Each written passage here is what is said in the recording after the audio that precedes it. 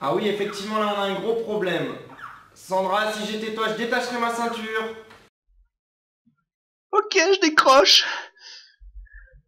Ah, l'ingénieur de la NASA de merde.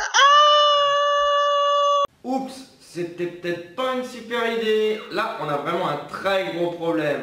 Comme t'es un système isolé, c'est-à-dire qu'aucune force ne s'exerce sur toi d'après le principe d'inertie, autrement dit la première loi de Newton, tu vas dériver rectilignement à vitesse constante jusqu'à ce que tu meurs. Ah, ouais, génial. Ton Newton, il aurait pas une autre loi qui pourrait me sortir de là? Bah si, il y a la deuxième loi de Newton. Sandra, sans vouloir te vexer, tu as une certaine masse petit m, une certaine vitesse petit v, tu as donc une quantité de mouvement p égale m fois v. Ce que tu voudrais, c'est modifier cette quantité de mouvement qui pour l'instant t'entraîne à l'infini. La deuxième loi de Newton traduit le fait qu'une force exercée sur un système peut modifier sa quantité de mouvement.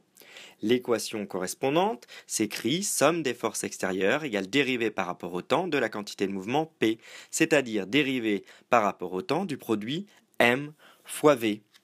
Mais lorsqu'on est dans le cas particulier où le système a une masse constante, on peut sortir la masse de la dérivée et on obtient ainsi masse fois dérivée par rapport au temps de la vitesse. Et donc, on obtient l'équation qu'il faut retenir. La seconde loi de Newton, c'est somme des forces extérieures égale ma pour un système à masse constante.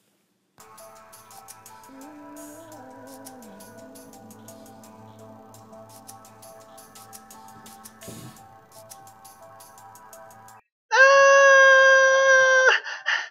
Arrête de crier, Sandra, tu m'empêches de réfléchir.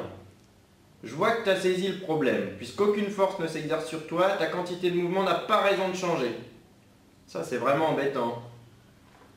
ok, ma quantité de mouvement est constante, mais tu m'as dit qu'elle dépendait de ma masse et de ma vitesse. Donc si je change ma masse, alors ça peut changer ma vitesse.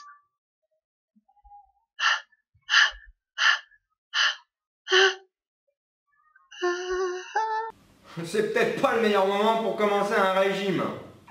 Mais c'est pas une mauvaise idée. Ça me rappelle les entraînements avant de partir en mission. Voici l'ingénieur sur des rollers et tenant un medicine ball.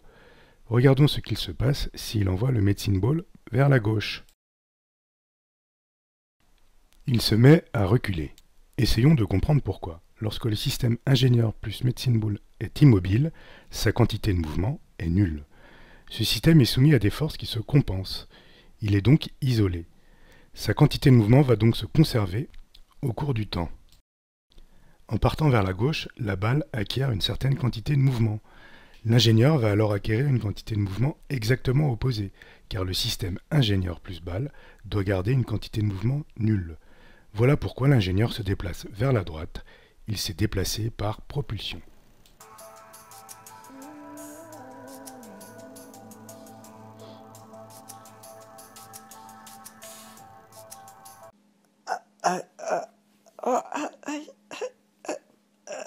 Oh là, elle est en train de tout me casser. C'était bien la peine que je l'aide à retourner à la navette.